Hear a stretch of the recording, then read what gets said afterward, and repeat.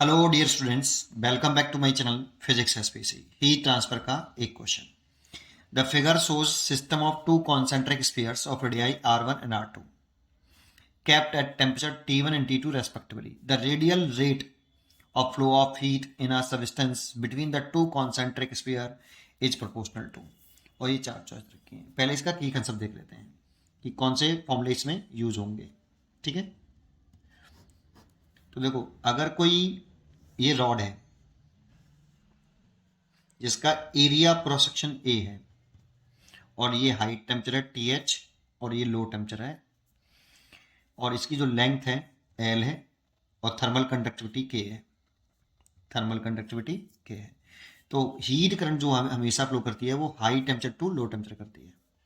ये heat current flow कर रही है IH। तो heat current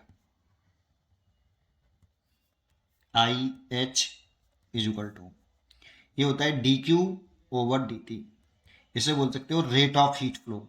rate of heat flow is equal to K A temperature difference TH minus TL over length.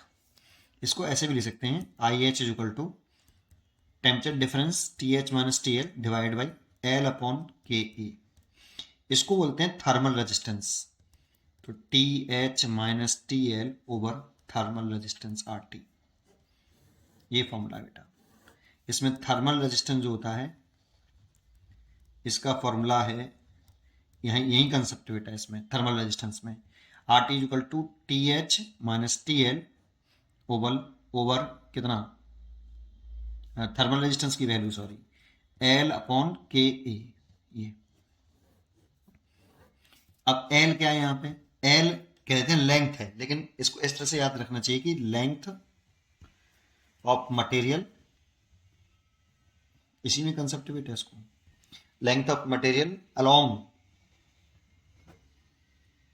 The direction of flow of heat current.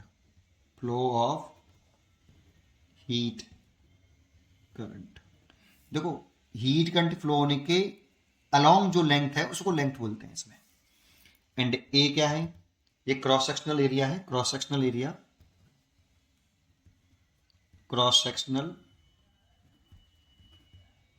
Area perpendicular to the direction of heat current. तो देखो heat current के ये जो cross sectional area है heat current के perpendicular है। Heat current के flow के परपेंडिकुलर लेते हैं, वो एरिया क्रॉस सेक्शन है। अब इसमें देखेंगे तो देखो इसमें हीट करंट, इसका टेम्परेचर T1 है, इस सरफेस का अंदर वाले का सरफेस का, इस आउटर सरफेस का टेम्परेचर T2 है। लेट कर लेता हूँ T1 बड़ा T2 से, तो हीट करंट फ्लो करती है high temperature to low temperature. तो करंट हीट करंट ऐसे फ्लो करेगी, रेडली होगी ऑल डायरेक्शन में, है ना, high temperature to low temperature radially outward. तो अब इंपॉर्टेंट है लेंथ देखें तो लेंथ तो ऐसा लग रहा है हीट करंट के फ्लो होने के along direction of flow of heat current. तो वो तो दिख रहा है, ऐसा लग रहा है कि लेंथ जो है वो R2 माइनस R1 है ना। लेकिन एरिया प्रोसेस हम देखें तो इसका इनिशियल एरिया होगा वो पाई R1 का स्क्वायर होगा, 4 पाई R1 का स्क्वायर होगा, और आउटर एरिया 4 पाई R2 का स्क्वायर होगा। जैसे जैसे हीट करंट बढ़ेगी आगे तो एरिया चेंज होगा, 4 पाई R1 के स्क्वायर से 4 पाई R2 का स्क्वायर के एरिया तक चेंज हो रहा है। तो एरिया क्रॉस सेक्शन जो है वो कांस्टेंट नहीं है, वेरिएबल है। तो उस वाली कंडीशन में अगर हम थर्मल रेजिस्टेंस निकाल लें बेटा, थर्मल रेजिस्टेंस, तो हीट करंट निकल आएगा। मैं ये वाला फॉर्मूला लगाऊंगा, heat current equal to TH minus TL divide by thermal resistance. तो केवल आप थर्मल रेजिस्टेंस निकाल लो। अब थर्मल रेजिस्टेंस का फॉर्मूला लगाओ RT equal to L upon KA। लेकिन इंपॉर्टेंट है L तो फिक्स है, लेकिन जो एरिया ऑफ क्रॉस सेक्शन है हीट करंट के फ्लो होने के जो perpendicular area of cross section है वो वेरिएबल है। आप सोचो इनिशियल एरिया कितना बेटा, यहां से मतलब हीट करंट यहां शुरू करी तो इनिशियल सरफेस के परपेंडिकुलर कौन सा एरिया है, हीट करंट के परपेंडिकुलर 4 पाई R1 का स्क्वायर, और लास्ट में कितना हो जाएगा 4 पाई R2 स्क्वायर। तो जैसे जैसे हीट करंट इधर से इधर जा रही है तो आपका एरिया क्रॉस सेक्शन जो है, क्रॉस सेक्शनल एरिया है वो वेरिएबल है, बदल रहा है। तो फिर क्या करें, तो फिर इस क्वेश्चन को करने के लिए हमें इसमें एक क्या करना पड़ेगा, एक स्मॉल से एक्स पे जाके dx का एक स्मॉल एलिमेंट काटना पड़ेगा, एक्स पे जाके dx का एक स्मॉल एलिमेंट काट लो, एक्स पे जाके dx का एक वेरी थिन, ये dx इतना मोटा नहीं है, बहुत मोटा ना दिया मैंने, बहुत पतला dx, एक्स पे जाके ये एक्स पे dx का एक एलिमेंट काट लिया, dx का ये थिकनेस कितनी है, ये वाली, ये dx है, एक्स पे जाके dx का एक एलिमेंट काट लिया। ये कैसा एलिमेंट होगा, सर्कुलर नहीं होगा बेटा, ये स्फीयर होगा, ये स्फेरिकल शेप की है ना बेटा, कॉन्सेंट्रिक स्फीयर्स है ना, तो ये भी जो है काटा है मैंने, एक स्फीयर काट लिया है, केविटी आपकी स्फेरिकल ये वाली, ठीक है। अब थर्मल रेजिस्टेंस लिख लो, डी आर टी, छोटा सा लिखो इसी के लिए, d R T equal to length बताओ, तो लेंथ होती है हीट करंट के फ्लो होने के अलाउंग, तो देखो हीट करंट ऐसे फ्लो कर रही होगी तो इसकी लंबाई कितनी मानी है मैंने, डी एक्स, ये लेंथ थी तो डी एक्स मानी है ना ये वाली, तो देखो मैंने क्या लिखा, length of material along the direction of flow of heat current, तो लेंथ हो गई dx,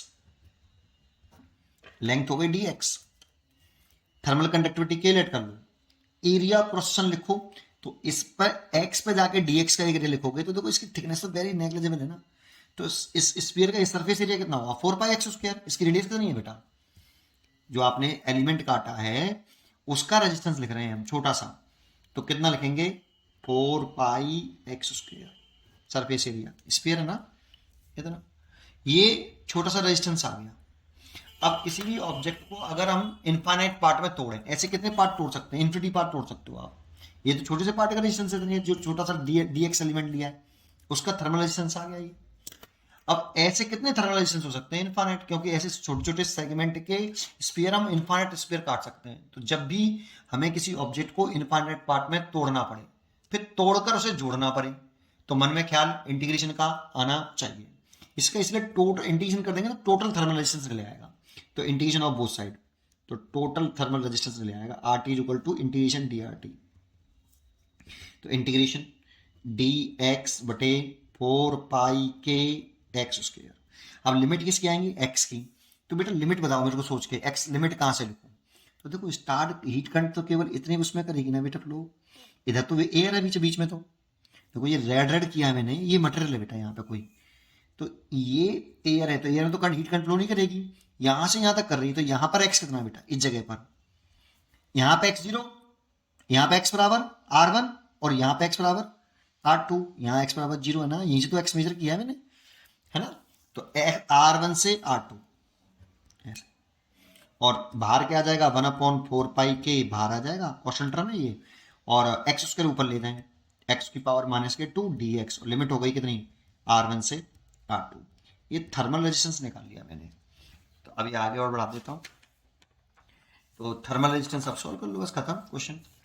तो thermal resistance R T is equal to, इसका इंटीग्रेशन कर दो 1/4π इसका इंटीग्रेशन हो जाएगा -2 + 1 एंड -2 + 1, और लिमिट हो जाएगी r1 से r2, और आगे बढ़ाएं तो 1/4πk, नीचे -1 हो जाएगा, ऊपर हो जाएगा x⁻1, ये r1 से r2, ठीक है, तो माइनस के 1/4πk और 1/x हो जाएगा ये, पहले अपर लिमिट लिख दो, चलो एक स्टेप और बढ़ा देता हूँ, 1/x r1 से r2, तो माइनस के 1/4πk, ये बेफालतू के स्टेप हैं, एक ही लाइन में कर सकते थे इसको, 1/r2 माइनस 1/r1, अंदर माइनस आने का मल्टीप्लाई कर दो, तो 1/4πk और अंदर मल्टीप्लाई कर दिया माइनस आने का r1/r2 हो जाएगा, 1/4πk, r1 r2 thermal resistance ले आया, ये देखो r1 r2 एलसीएम ले लें,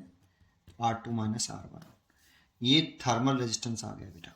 तो अब हीट करंट क्या होती है, IH बराबर, IH होता है TH - TL बटे थर्मल रेजिस्टेंस, थर्मल रेजिस्टेंस निकाल चुके हैं, और TH T1 माइनस के T2, देखो इसको मैंने हाई टेम्परेचर माना है T1 को और T2 को लो, तो T1 माइनस के T2 over RT thermal resistance, तो T1 माइनस के T2 ओवर RT की वैल्यू पुट करें तो 1/4πk r2 minus r1 over R1 R2, ऊपर पहुंच गया तो 4πk ओवर, और साथ में आएगा ऊपर R1 R2 और ऊपर आएगा T1 माइनस के T2, नीचे आएगा R2 माइनस R1।